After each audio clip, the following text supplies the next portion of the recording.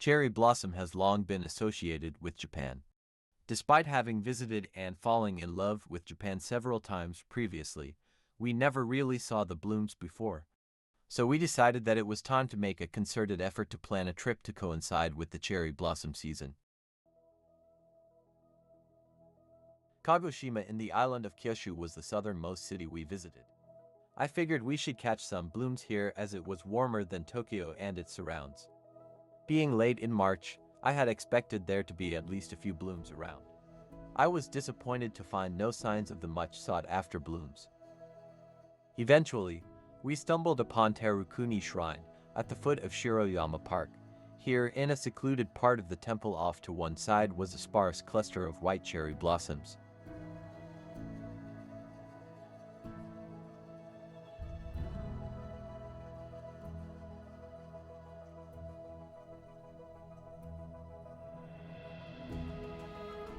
It wasn't exactly what I had hoped for, but it was at least a start. Arriving in Tokyo, we made our way to Ueno expecting things to be better despite the local news reporting that the season was late. We arrived through the Ueno station gate rather than the main entrance. What greeted us was a forest of bare trees and some green signs of the onset of spring, but no signs of cherry blossoms. All the yearly preparations appeared to have been completed. Lanes had been laid out in anticipation of the crowds, but it seemed quite forlorn for the moment. We decided to exit the park via the main entrance, and there, to our delight, was a small cluster of white blossoms.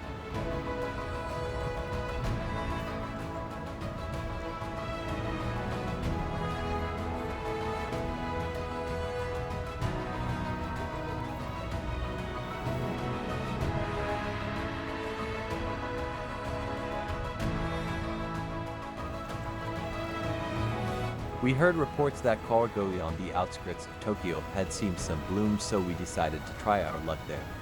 The town is known for its old warehouse district, but the local guides advised us to head to a small temple for the best cherry blossom viewing.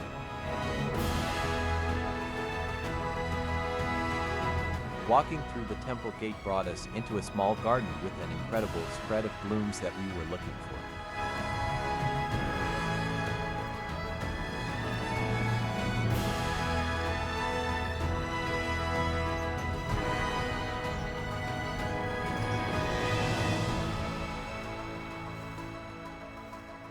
The blooms in this temple garden were exclusively white.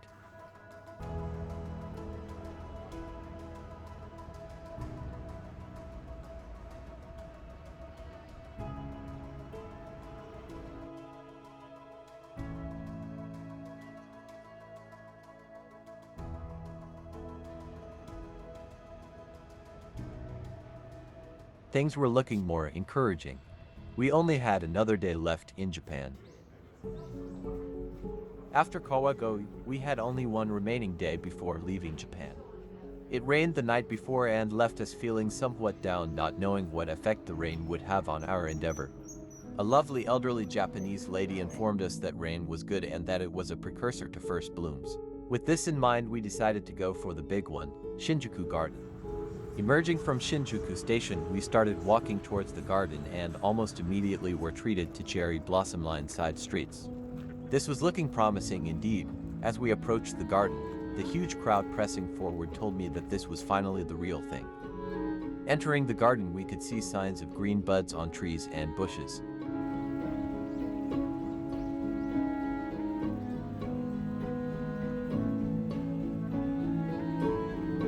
An increasing number of trees were sporting blooms which had a mix of green buds along with open flowers.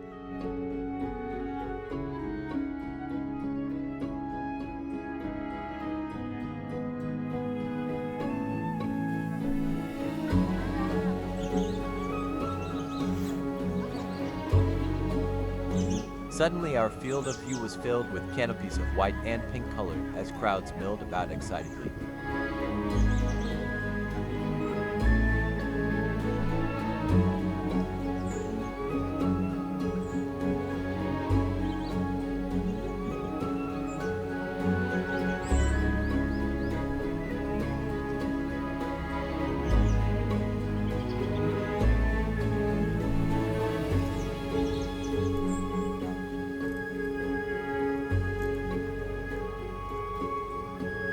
Everywhere one looked, cherry trees were in full bloom and locals were decked out on the lawn beneath the trees in makeshift picnic mats.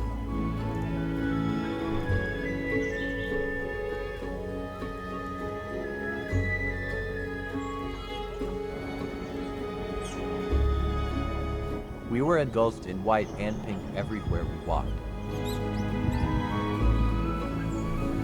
Standing here in the midst of the blossoming trees, it is not hard to appreciate what this season means to the Japanese people and why it is so eagerly anticipated.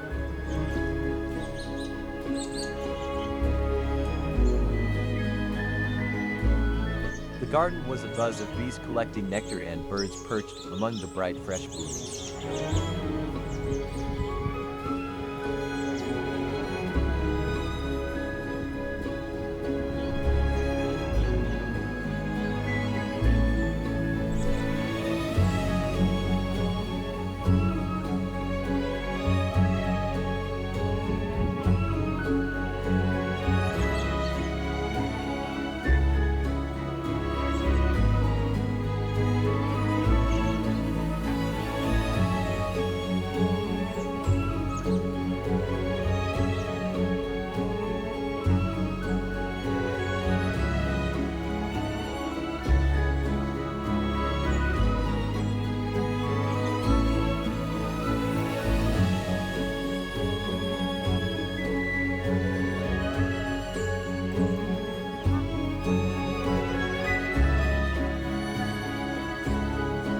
The biggest takeaway for me is that timing is everything.